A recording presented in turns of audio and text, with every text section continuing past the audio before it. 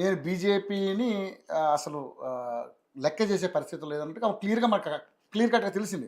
కానీ తండ్రి ఏదైతే బీజేపీ పార్టీని ఒక మాటను అనలే, ఒక మాట కూడా మీరు అనలేనందుకు ఆవిడ చాలా ఫీల్ అయినట్టుగా కూడా రేఖలో క్లియర్గా మెన్షన్ చేసింది. సరే, విషయం పక్కన పెడితే ఇప్పుడు జరుగుతున్నటువంటి పొలిటికల్ సినారియో అంతా చూస్తూ ఉంటే మీకేమనిపిస్తుంది అంటే చాలామంది ఏం మాట్లాడుతున్నారంటే బీఆర్ఎస్లోకి బీజేపీలోకి బీఆర్ఎస్ విలీనం కంపల్సరీ, ఇది గ్యారంటీ జరగబోతుంది, దానికి సంబంధించిన కుట్ర కూడా జరుగుతుందని కేవతి గారే మాట్లాడడం జరిగింది. సో ఇప్పుడు చూస్తేనేమో తండ్రికి నోటీసులు వచ్చినందుకేమో అక్కడ ధర్నా చేస్తుంది ఆవిడ. రాజకీయ కోవట్లు ఉన్నారంటూనే మళ్ళీ ఆమె కొత్తగా ఒక కొత్త నాటకాన్ని తెరదీస్తూ ఉంది. సో ఏంటి సార్, దీన్ని ఏ విధంగా చూడవచ్చు? నిజంగానే కాళేశ్వరం ప్రాజెక్టు విషయంలో మరి కేసీఆర్కి నోటీసులు ఇవ్వడం వెనకాల మంచి ఉద్దేశం ఉందంటారా, అంటే దాని వెనకాల ఏమైనా వేరే రాజకీయ కోణం ఉందంటారా? ఎందుకంటే కవిత ఎక్కువగా ఇది కేవలం కాంగ్రెస్ కమిషన్ వేసినటువంటి నోటీసులు తప్పితే ఇది పీసీ ఘోష్ కమిషన్ కాదు, ఎవరు కాదు, ఇది కేవలం కక్షపూరితంగా చేస్తున్నటువంటి అంశం కాబట్టి నేను ఈరోజు ధర్నా కూర్చోనని చెప్పేసి మాట్లాడుతూ ఉన్నాను. ఏం సార్, దీని మీద మీ అభిప్రాయం ఏంటి? నమస్తే రవి గారు, మీకు యోయో టీవీ వీక్షకులకు, ప్రేక్షకులకు, ప్యానల్లో ఉన్న మిత్రులకు, పెద్దలు రామ్గోపాల్ గారికి ముఖ్యంగా దీంట్లో సరే ఇప్పుడు మీరు 10 ప్రశ్నలు అడిగినట్టున్నారు. దీంట్లో 1 by 1 చెప్పండి. ఫస్ట్ ఏంటంటే కవిత ఇష్యూ. కవితకు బీజేపీ మీద కోపం ఈ రోజు నుంచి లేదు. 2019లో ఆమెను ఘోరంగా ఓడగొట్టిన రోజే దాదాపు 70,000 మెజార్టీ తోటి బీజేపీ ఓడగొట్టింది. కేసీఆర్ ముఖ్యమంత్రిగా ఉండంగా రెండవసారి కేసీఆర్ ముఖ్యమంత్రి అయినాక బీజేపీ ఓడగొట్టింది. కాబట్టి ఆ రోజు నుంచి నేచురల్ గా తర్వాత అక్కడ మా ఎంపీ గారు ఆమెకు వ్యక్తిగతంగా కూడా చాలా దూషణలు ఇవన్నీ జరిగినాయి, భాషణలు, దూషణలు. సో అప్పటి నుంచి ఆమె కొంత కోపం ఉన్నట్టుంది. తర్వాత ఇప్పుడు ఢిల్లీలో లిక్కర్ స్కామ్ జరిగింది, వాస్తవమా కదా? అంటే కేవలం కవితనే తీసుకుపోయి ఆ కేసులు పెట్టలేదు కదా. అంతకు ముందే అక్కడ మనీష్ సిసోడియా అరెస్ట్ అయ్యిండు, 1.5 year జైల్లో ఉన్నాడు.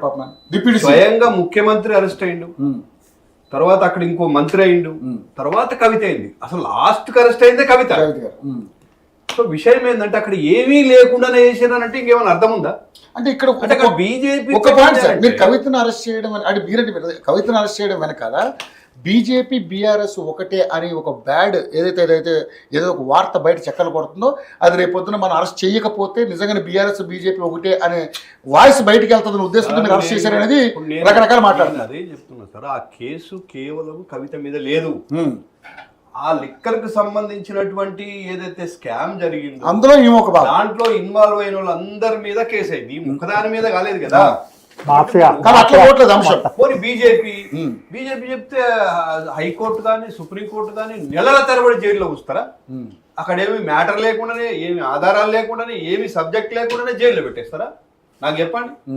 ఎవరు సార్ చెప్పాలా, రామ్గోపాల్ గారు, ఎవరినన్నా అరెస్ట్ చేస్తే సఫిషియంట్ ఎవిడెన్స్ గా లేకుంటే ఇమీడియట్ బెయిల్ ఇచ్చేస్తుంది కోర్టు. మనం చూడలేదు ఎన్నో కేసులలో ఇవాళ అరెస్ట్ చేస్తే 3వ రోజు బెయిల్ వచ్చింది, మరి ఎందుకు రాకపోయా?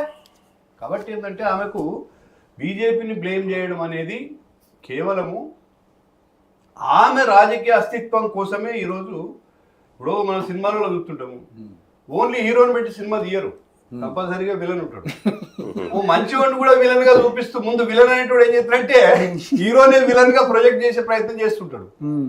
కాబట్టి ఇవన్నీ రాజకీయం కోసం చేస్తున్నాడు. ఇంకోటి మీరు అడిగారు కాళేశ్వరం ఏదైతే, ఇప్పుడు కాంగ్రెస్ పార్టీ అధికారంలోకి వచ్చింది, కాళేశ్వరం అనేది కూలిందా లేదా? అచ్చా, ఇప్పుడు ఏముంటుంది సార్, ఇది కుండ, ఇక్కడ బొక్క పడుతుందండి పొక్క, ఈ నీళ్ళని ఉంటాయా? సార్ ఏదో రెండే ఒక ప్రాజెక్ట్ మొత్తం కొట్టుకపోవడానికి ఒక చిన్న హోల్, ఈ చెయ్యి పట్టేంత చాలు. చిన్నగా ఆడ చెయ్యి పట్టుడు కాదు, ఏరు కూడా దూరుతుంది. నేను కూడా తెలుసుకున్నా కదా, ఇట్లా చెర్లపల్లిలో మరి కేంద్ర ప్రభుత్వం నిర్మించింది ఒకసారి రైల్వే స్టేషన్ మొన్ననే కూలిపోయింది కదండి, ఢిల్లీలో మెట్రో స్టేషన్ కూలిపోయింది. మీ ప్రభుత్వం, కేంద్ర ప్రభుత్వం, మరి మీరేం చేస్తున్నారు? మీ ప్రభుత్వ నిధులతోటి ఏమంటున్నా, కేంద్ర ప్రభుత్వం ద్వారా నిర్మించబడ్డ ప్రాజెక్టులు కూడా కూలిపోతున్నాయి. ఇక్కడ నేనేమంటున్నా, 371 పిల్లర్లు ఉన్నటువంటి కాళేశ్వరం ప్రాజెక్టులో 2 పిల్లర్లు రిపేర్ చేయలేని నిస్సహాయ స్థితిలో ఈ రాష్ట్ర ప్రభుత్వం ఉన్నప్పుడు బీజేపీ ప్రభుత్వం, బీజేపీ పార్టీగా ఈ తెలంగాణ రాష్ట్ర పార్టీగా ఎందుకు ప్రభుత్వాన్ని ప్రశ్నించలేకపోతుంది? దాని మీద సరే జరిగిన నష్టం జరిగింది, ఇప్పుడు దాన్ని ఆ 2 పిల్లర్లు రిపేర్ చేసి తెలంగాణ రైతులకు అందుబాటులో తీసుకురండి. తెలంగాణ రైతుల కోసం మీరు పోరాటం చేయండి. తెలంగాణ రైతులు ఆగబడుతుంటే మీరు ఎంతసేపు చెప్పినా కేసీఆర్ గారు కట్టిన ప్రాజెక్టు కూలిపోయిందనే ఉద్దేశంతో మీరు వాళ్ళకి అయిపోయింది కదా యాదగిరి గారు, నరసింహనాయుడు గారు అర్థం చేసుకోలేదు. అది చెప్పండి ముందు. బాధ్యుల్ని తేల్చాలా లేదా? నేనేమంటున్నా, కేంద్ర ప్రభుత్వం మీ దగ్గర ఉన్నది, మీది కేంద్ర ప్రభుత్వంలో ఉన్నారు కాబట్టి విచారణ చేపట్టండి. విచారణ చేపట్టి బాధ్యులను నిరూపించండి. మేము కూడా చెప్తున్నాం కదా, నిజంగా ఎక్కడ లోపం జరిగిందో నిరూపించండి. మీరు ఎంక్వైరీకి వెళ్తామంటున్నారు. అరే నిరూపించమన్నారు, వెళ్తున్నాం కదా. ఖండించండి. ఇప్పుడు మీరు ప్రభుత్వం మీ చేతిలో ఉన్నది కాబట్టి కేసీఆర్ గారు ఏం తప్పు చేశారని కమిషన్ నోటీసులు ఇచ్చిందని చెప్పి అవును, మీరు కేసీఆర్ గారు అక్కడ ఒక జడ్జిని, retired judge, high court retired judge, high court supreme court, PC Ghosh గారు సుప్రీంకోర్టు వెళ్ళి నిరూపించుకోండి. కమిషన్ మరి పిలవకుండా, మిమ్మల్ని పిలవకుండా ఆయన జడ్జిమెంట్ ఇచ్చాడు అనుకోండి, రేపు ఏకపక్షంగా ఇచ్చిన చెప్పరా? అంతే కదా మరి. కాబట్టి పిలిస్తే వెళ్ళాలి గాని పిలవడమే తప్పని ధర్మ అది నేను అనేది. అది నేను పై ఇంకోటి, కేసీఆర్ గారు ఏం తప్పు చేశారని నోటీసులు ఇచ్చింది. ఇప్పుడు ధర్నా పెట్టారు. ధర్నా మీ పార్టీ చేసిందా? ఒక్క మాజీ ఎమ్మెల్యే లేడు, మాజీ ఎంపీ లేడు, ప్రజెంట్ ఎంపీ లేరు, ఎమ్మెల్యే లేరు, మీ పార్టీ జనరల్ సెక్రటరీ లేరు, పార్టీ లేదు. అసలు ప్రజెంట్ ఎంపీ తెలంగాణ జాగృతి ఆధ్వర్యంలో చేసిందండి. తెలంగాణ జాగృతి మొన్న కవిత గారు మొన్న ప్రెస్ మీట్ లో ఒక మాట చెప్పింది, మీరు విన్నారా? కేసీఆర్ గారికి బీఆర్ఎస్ పార్టీ ఒక కన్ను అయితే జాగృతి మరో కన్ను అని చెప్పింది. నాకు కూడా కేసీఆర్ గారు అంటే నిజంగా కూడా చాలా పెద్ద గౌరవం ఉంది. మంచో చెడో 20 సంవత్సరాలు ఆయనతో 14 ఏళ్ళు తెలంగాణ వచ్చిన దాకా ఇచ్చిపెట్టలేదు. నాకు 2007లో నేను పసుపు రైతుల ధర్నా ఢిల్లీలో పెడితే భోజనానికి పిలిచిండు మా అందరు రైతుల్ని. ఇదే కేటీఆర్ ఇట్లా నిలబడి మా వెనక తిరుగుతూ ఉన్నాడు. చివరికి అడిగితే ఎవరాయన అంటే నేను కేసీఆర్ కొట్టుకున్నాను. అరే ఏదో పరిచయం అయిపోయాక అందరూ ఒకటే మాట అడిగింది. చిన్న పిల్లగాడు అప్పుడు ఏం తెలియదు. సార్ తెలంగాణ వస్తుందా అన్నాడు. 100% వస్తుందా అని చెప్పి. ఎట్లా వస్తుంది సార్ అన్నాడు. ఇందిరాగాంధీ ఏకఛత్రాధిపత్యం నడిచినప్పుడే 71లో 11 సీట్లకు గాను 10 సీట్లు ఎంపీలు గెలిపించారు ఇందిరాగాంధీకి వ్యతిరేకంగా తెలంగాణ కోసం. కానీ పట్టుకొని ఉంటే వస్తుంది. చాలా మంది మధ్యలో పట్టుకుంటుంటే ఇచ్చిపెట్టారు. అప్పటికే చాలా మంది ఎవరు మన చెన్నారెడ్డి వీళ్ళందరూ కూడా దోకా చేశారు కాబట్టి నమ్ముతలేరు. పట్టుకొని ఉంటే నేను చెప్తున్నా ఆ గౌరవం నాకు ఉంది. కేసీఆర్ మీద కుటుంబంలో కూడా నన్ను బాగా గౌరవిస్తారు.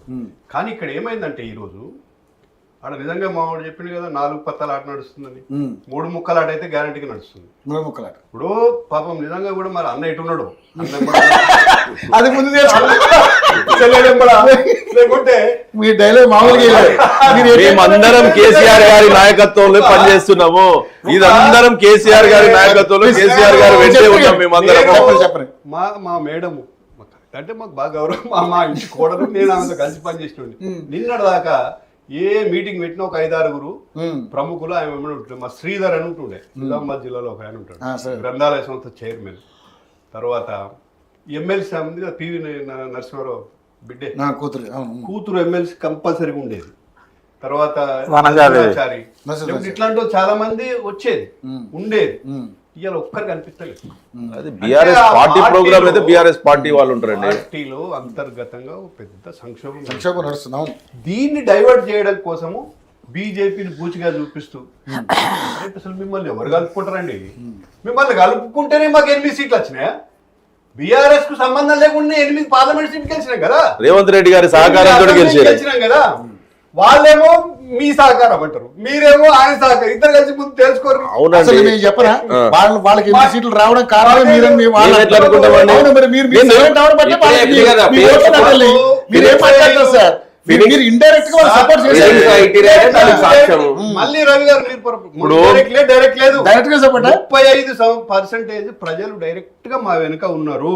పార్లమెంట్ లో నిన్న ఎమ్మెల్సీ చూసాము, కాంగ్రెస్ పార్టీ పోటీ చేసింది, ముఖ్యమంత్రి స్వయంగా పోయి ప్రచారం చేశాడు. వీళ్ళు కూడా వీళ్ళ పార్టీ కూడా అభ్యర్థి మేము ఎవరికి లేదు, మేము పొడి చేయలేదు అని అన్నోళ్ళు న్యూట్రల్ ఏం లేరు. కరీంనగర్ లో హరికృష్ణ గేసిండు ఓపెన్ గా, మా మేడమే తిరిగి చెప్పింది, వాళ్ళ క్యాడర్ అంతా పనిచేసింది. ఒక బీసీ అయినా అభ్యర్థికి బీజేపీ గెలిచింది. ఒక బీసీ అభ్యర్థికి ఓట్లు వేయమని చెప్పి ప్రచారం ప్రజలు ఎటువైపు ఉన్నారు? ప్రకటన ఇచ్చినాం, అంతేగాని ప్రచారం ఎవరు ప్రజలు ఎటువైపు ఉన్నారు సార్? ఎటువైపు ఉన్నారండి? రేవంత్ రెడ్డి గారు ముఖ్యమంత్రిగా వచ్చి బాజాప్తిగా బీజేపీకి ఓట్లు వేయమని చెప్పిండు కదండి. మేము ఇచ్చిన హామీ నిలబెట్టలేదు, మాకు ఓట్లు వేయకండి అని చెప్పి మేము ముఖ్యమంత్రి గారే చెప్పిండు కదండి, మీకు సహకరించిపోయిండు కదండి. మీరు మాట్లాడినప్పుడు ఒక్కరు మాట్లాడారు. మళ్ళా అధికారము కల్లా బిఆర్ఎస్ పార్టీకి ఎందుకు అంటే అక్కడ శ్రేణులు మరి ఒకటేమో ఫారెన్ లో చాలా నంబర్ వన్ కూతురు తండ్రిని ప్రశ్నించుతుంది. ఇవన్నీ మీరు తప్పులు చేశారని ఇండైరెక్ట్ గా చెప్తున్నది, డైరెక్ట్ లేఖ చేసింది. ఇప్పుడు ఆడ బాపు కోపం వచ్చింది కాబట్టి ఇలా ధర్నా పెట్టి మళ్ళీ కొంత కూల్ డౌన్ చేసి నేను నియంబడే ఉన్నా బాపు అని చెప్పడానికి పెడుతున్నది. అసలు ఉద్దేశం ఏముంది? ఒకవేళ నేను వ్యతిరేకిస్తే ఎంతమంది నా వెనక వస్తారు? పరీక్ష కూడా పెట్టుకోవాలి కదా, టెస్ట్ కాబట్టి అసొంటి ప్రోగ్రాంలు ఇవి, వేరే ఏం లేదు. మొన్న ఏదో చేసినా, ఇది రేపు ఏదో చేసినా, ఇప్పుడు ఆఫీస్ కూడా పెట్టింది, చాలా మందిని పిలిచింది, పోయింది ఎవరైనా. కాబట్టి ఆ పార్టీలో నడుస్తున్నటువంటి అంతర్గత కుమ్ములాటలు దీని నుంచి డైవర్ట్ చేయడం కోసమే ఆయన డల్లాస్ పోయిండు. సరే ఓ 10,000 మంది వస్తే వచ్చి ఉంటారు, నాకు తెలుసు. పెట్టిన స్టేడియం కెపాసిటీ అదంతా తెలుసు. ఒక్కొక్క బ్లాక్ లో ఒక 500-600 మందిని కూర్చోబెడితే ఇట్లా పెట్టి ఫోటో పెద్ద వేసేసి చేస్తారు. నేను కాదంటలేదు. ఒక విదేశాలు నేను దుబాయ్లో పెట్టిన, అబుదాబిలో పెట్టిన, చాలా దేశాలలో పోయి సభ మనం పోయినప్పుడు ఏంటంటే వాళ్ళు పాపం ఎదురు చూస్తుంటారు, ఎవరన్నా వస్తే మన వాళ్ళు పోయి కలుద్దామని. ఆ విధంగా సక్సెస్ అయితే అయిండొచ్చు, కానీ అల్టిమేట్గా ఆ పార్టీ లేవదు. ఎందుకు లేవదు అని అంటే, అరే నువ్వు చేసిన తప్పులు మామూలుగా ఉన్నాయా? ఎంతమంది కోసం ఉంచుకున్నారండి? అసలు మీ క్యాడర్కు ఎవరికి ఏం చేసింది చెప్పండి. ఒక కార్పొరేషన్ వేస్తే రవి గారు తెలవాలా, ఒక చైర్మన్, రవిని చైర్మన్ వేస్తారు, ఇంకో 10-15 మందిని డైరెక్టర్లు వేస్తారు. ఈ ఎప్పటి నుంచో పనిచేస్తున్నటువంటి మామూలు వ్యక్తులను కూడా ఒక ఐడెంటిటీ వస్తుంది. చైర్మన్ వేస్తావు, డైరెక్ట్లు వేయవు. ఒక్కొక్క టర్మ్లో ఒక 2 సంవత్సరాల టర్మ్తో ఒక చైర్మన్ కార్పొరేషన్లో ఒక 1000 మందిని అకామిడేట్ చేయొచ్చు. వేసిండా అండి? వేసిండా?